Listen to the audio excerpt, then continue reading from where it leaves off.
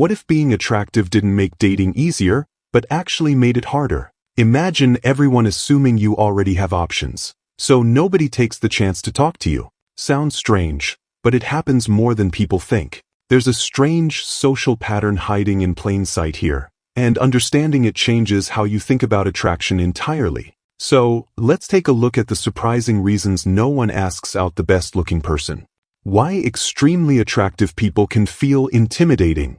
Humans naturally notice certain features that look healthy and attractive. Things like symmetrical faces, clear skin, and strong facial features often make people seem more beautiful. Scientists believe this happens because, deep down, our brains connect these features with health and strength. But here's where it gets interesting. Some attractive people look soft and friendly. For example, people with big eyes, smooth skin, and gentle facial features often seem safer and easier to talk to. This is sometimes called the baby face effect. People feel more comfortable around them, almost like how puppies or babies make people feel calm and protective. On the other hand, extremely attractive people with very sharp or mature features can sometimes have the opposite effect. Instead of making people feel relaxed, they can make others feel nervous or intimidated. Think about it like this. Imagine seeing a celebrity-level attractive person walking into a classroom or store. Many people instantly think,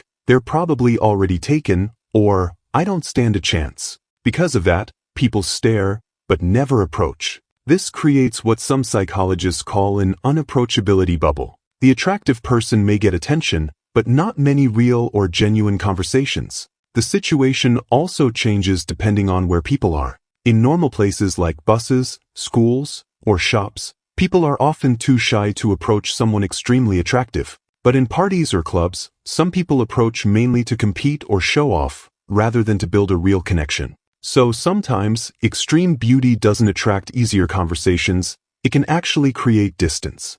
Why attractive people don't always see themselves the way others do.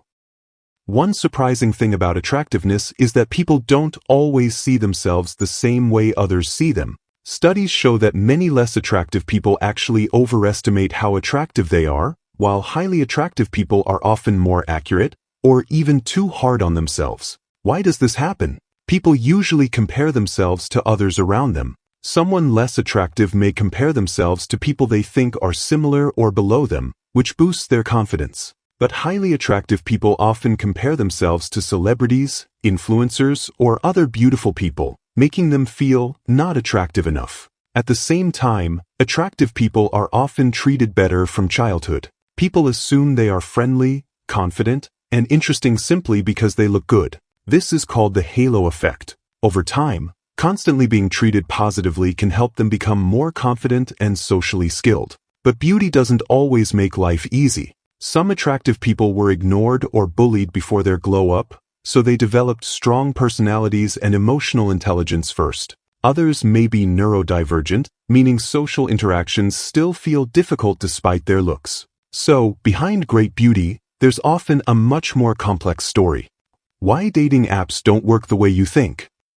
If dating apps were a game, they wouldn't be fair at all. Online dating works a bit like an economy. Attention is the currency, and not everyone receives the same amount. A small group of highly attractive profiles often gets most of the likes and messages, while everyone else competes for what's left. But here's the surprising part. What people say they want and who they actually date are often different things. Research on something called the matching hypothesis found that people usually prefer the most attractive partners at first. But when it comes to real relationships, most people choose someone close to their own level of attractiveness and social value. Not because they're settling, but because people naturally want a higher chance of being accepted and a lower chance of rejection. Think of it like basketball. You might dream of making the hardest shot every time, but in a real game, you choose shots you believe you can make. There's another twist too.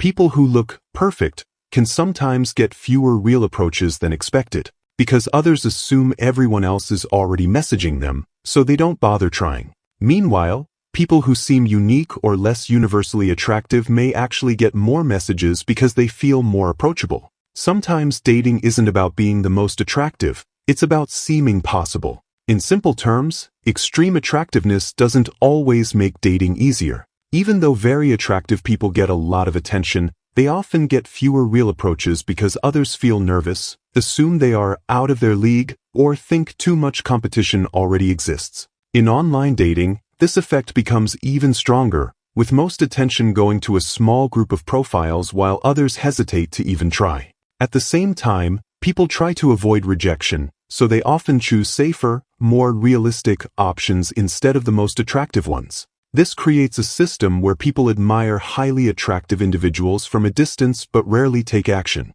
So the paradox is this: the more universally attractive someone is, the more they may be seen and admired, but the less likely they are to be approached in a genuine, direct way.